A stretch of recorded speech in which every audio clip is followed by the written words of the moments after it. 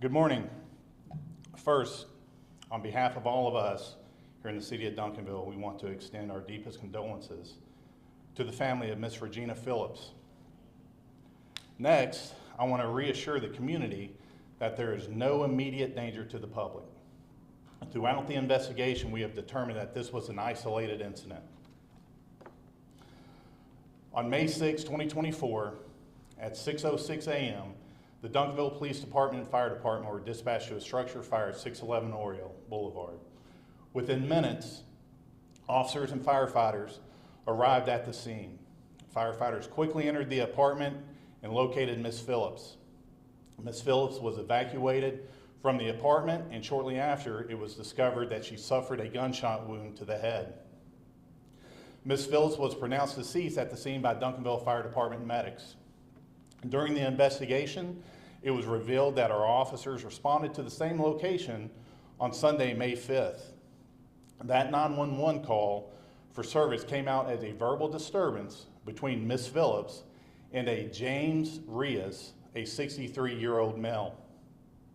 Officers investigated that call for service and determined Miss Phillips and Mr. Rias had lived together for several years.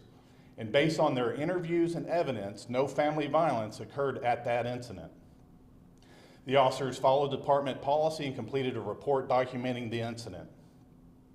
Our law enforcement team has worked tirelessly to gather information and piece together the events surrounding this tragic incident. Yesterday evening, our detectives obtained a signed murder warrant for James Rias. And Mr. Rias is currently in custody at Dallas County Jail with a $1 million bond. He was initially located returning to the scene and arrested for unrelated traffic violations. I want to conclude by saying we take the safety and security of our community very seriously, and this was demonstrated by the hard work of my officers and detectives. And with that, I'll entertain some questions.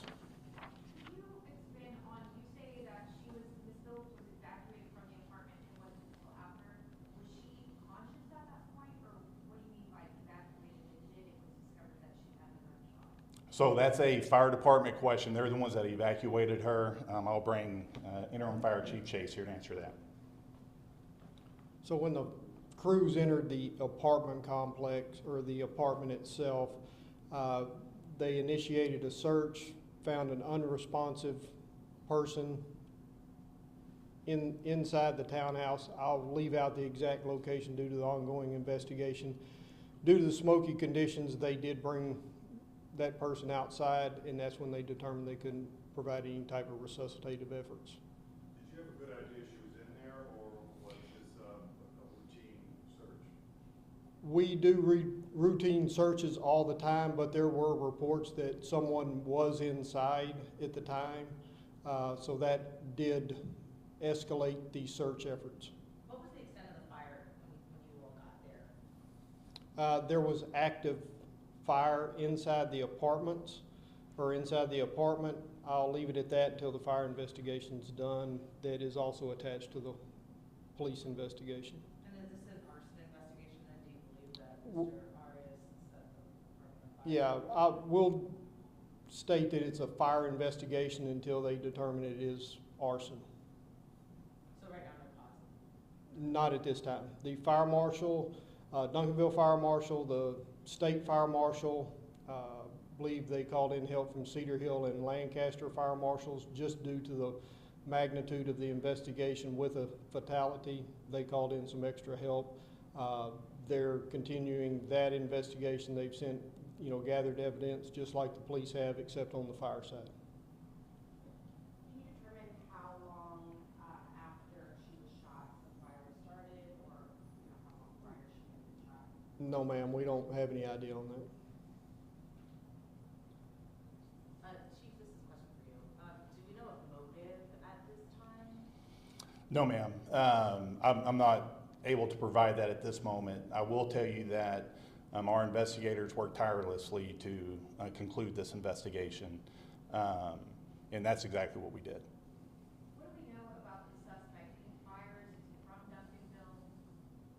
So we've had a previous call at that location. I believe it was March 3rd, involving Ms. Phillips and Mr. Rias, and it was a 911 advising, and she was the caller on this one, advising that they were having a verbal argument. Again, in that investigation, our officers concluded that there was no offense. So it was documented, and Ms. Phillips left the location with her belongings that day. Since, a day or two before there was a call, there was a verbal argument again, police have to be missing because no criminal offense was happened, but I mean, this ended in a horrid tragedy. What, I don't know, for officers, is there other training, like, is there something else that could have been done to prevent her being murdered? It is an unfortunate event. Our officers went to the location, investigated it appropriately, and determined there was no offense. And that's ultimately our job.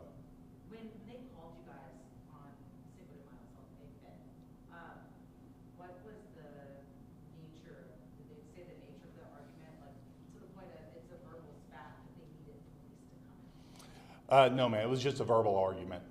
That's all it was. And she made that call on the 5th as well? No, that was Mr. Rias called Sunday for the verbal disturbance. What's next? What's next is providing services to the family to ensure that they have what they need. This case is submitted to the Dallas County District Attorney's Office, and our investigation is going to continue. So currently the only charge is the murder charge? At this time, that's correct. Hey guys, we have time for 3 more questions.